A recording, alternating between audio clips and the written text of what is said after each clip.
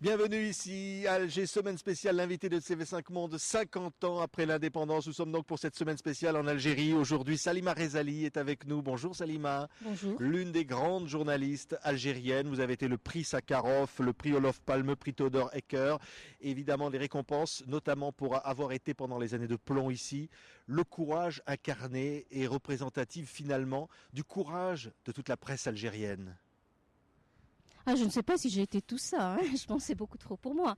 Je suis simplement une Algérienne qui se trouve être journaliste et qui a traversé avec tout le peuple algérien ces années particulièrement difficiles où les journalistes ont payé un prix très cher, mais où les Algériens en général, en tant que société, ont payé aussi énormément de souffrances, de morts, etc. Ouais, vous n'avez jamais pensé à partir? Il y a chez nous tout un patrimoine musical et culturel sur les souffrances de l'exil. Disons qu'ayant mon quota de souffrance, je ne voulais pas rajouter celle-ci aux autres. C'est-à-dire qu'être journaliste ici, c'est plus encore qu'ailleurs une nécessité absolue au nom de la liberté? Je pense que partout dans le monde aujourd'hui, être journaliste et engagé en faveur de sa société et d'un certain nombre de principes supposés être universels est une nécessité. Que disent aujourd'hui les journalistes? La Nation est maintenant sur Internet, votre journal. Et que disent aujourd'hui les journalistes? Quelle est la place des journalistes aujourd'hui? D'abord, il y a toutes sortes de journalistes et ils disent des tas de choses, beaucoup de bêtises, beaucoup de choses justes. Et les journalistes, c'est un métier qu'exercent des Algériens qui vivent dans des conditions difficiles. Donc parfois ils font des choses courageuses, parfois ils font des choses professionnelles et le plus souvent ils sont atteints des mêmes problèmes et des mêmes limites que le cadre dans lequel ils exercent ce métier. Aujourd'hui, que disent-ils 50 ans après l'indépendance? Quel regard ils portent notamment sur les relations avec la France, par exemple? Ça dépend. Il y a des journalistes qui sont tout à fait révisionnistes et qui considèrent que l'indépendance ne nous a rien apporté. Il y a des journalistes qui sont fiers de leur indépendance et comme ils sont dans les bons papiers du pouvoir, ils disent que tout est merveilleux en Algérie. Et il y a des journalistes qui sont comme les Algériens ordinaires et qui disent quand même on a les moyens d'avoir mieux que ça.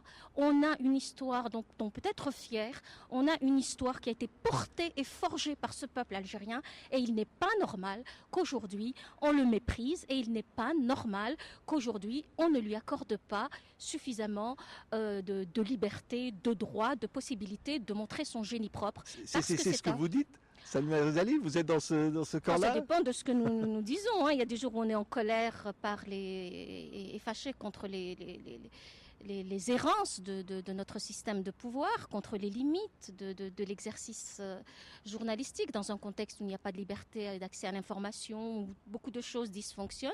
Et il y a des jours où on se rappelle que nous sommes un peuple qui a donné des raisons d'espérer à beaucoup d'autres peuples dans le monde et que ça doit nous permettre de trouver la force de faire face aux difficultés qui sont les nôtres aujourd'hui. Et quelle est l'image de la France, là, de l'autre côté de la Méditerranée? Ça dépend. Pour les commerçants, c'est un label de qualité dans le textile. Pour les touristes ordinaires, c'est des difficultés à obtenir un visa. Pour les intellectuels, c'est parfois francophone, c'est parfois le repère pour cadrer leur façon de réfléchir. Pour d'autres, c'est l'ennemi juré, et ainsi de suite. Donc l'image de la France se décline en fonction de la pluralité effective de la société algérienne qui, je crois, a suffisamment mûri pour porter un regard contrasté et en fonction des déclarations. Quand on a des déclarations qui menacent nos cousins, malgré tout, qui sont de l'autre côté de la Méditerranée, quand on entend un discours raciste à l'égard de l'immigration, etc., nous sommes furieux. Quand on voit une belle réalisation culturelle, on la trouve belle, etc. Donc il y a des France comme il y a des regards d'Algérie sur la France. On a, Salima, la conscience finalement d'un avenir imbriqué avec la France, c'est-à-dire d'un destin commun inexorablement présent. Écoutez, avec la Méditerranée, forcément, comme on partage au moins la Méditerranée, et même si 50 ans après, nous n'avons pas tout à fait le même rapport aux 50 ans qui viennent de s'écouler, parce que justement, pour nous, les difficultés ont continué.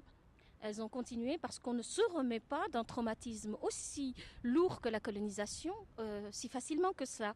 Donc oui, nous avons énormément de points communs. Il est dommage, très regrettable, qu'en fonction des différents gouvernements qui se suivent, il se trouve qu'en ce moment, l'actuel tient des discours qui ne sont pas favorables à un regard commun, chacun à partir de ses propres repères, à partir du propre lieu où il se trouve et de sa propre histoire avec l'autre. Oui, quel regard le journaliste, la journaliste que vous êtes, porte notamment sur le printemps arabe, sur ce qui a secoué ce monde arabe et qui le secoue encore? Les révolutions sont toujours des moments extrêmement importants, extrêmement lourds. En tant que journaliste, je regrette que les limites de l'exercice de ce métier de journaliste aient fait croire aux gens que le printemps, c'était une saison de rigolade, que c'est formidable, c'est merveilleux. Oui, nous avons partagé en tant que peuple les émotions positives qui se sont exprimées dans cette partie du monde, qui nous est extrêmement proche, avec laquelle nous partageons énormément de choses, et notamment les situations politiques.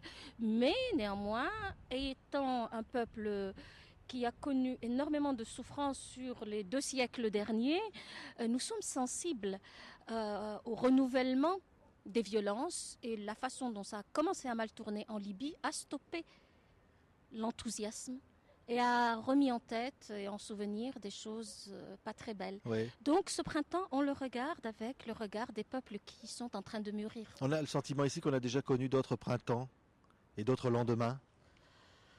Oh oui, les lendemains sont toujours plus difficiles que le jour de la fête, ça on le sait, on a des tas de proverbes là-dessus.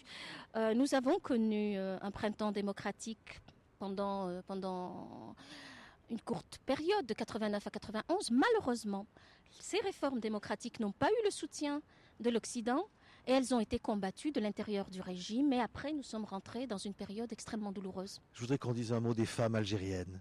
Parce qu'évidemment, vous, la combattante des droits de l'homme, vous êtes aussi la combattante des droits des femmes. Je crois que les droits des Algériens et des Algériennes sont étroitement imbriqués.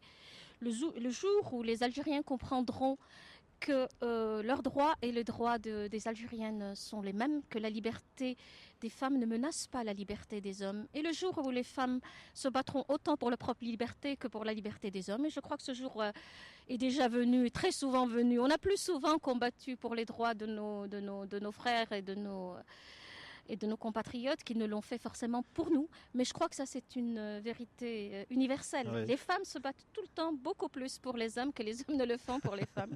Un mot d'Alger. Alger, incontournable, cette ville. Vous dites jamais j'ai voulu connaître l'exil. C'est une ville qui vous lie, qui vous attache. Je crois que c'est une des plus belles villes de la Méditerranée, avec cette particularité qu'aujourd'hui, elle est comme un être humain, c'est-à-dire que ses souffrances se voient, ses défauts se voient, contrairement à d'autres villes qui sont mieux gérées. J'espère qu'un jour on pourra gérer notre ville et y vivre, nous, êtres humains, et elle, ville, et pas ce mélange entre l'espace et l'être humain qui complique les choses. Merci Salima Rezali d'avoir été notre invité ici même à Alger. Le grand bonheur de cette semaine spéciale, l'invité de TV5 Monde pour les 50 ans de l'indépendance. Nous étions donc à Alger. On se retrouve encore ici demain. On ira dans la Casbah. Merci. Merci à vous.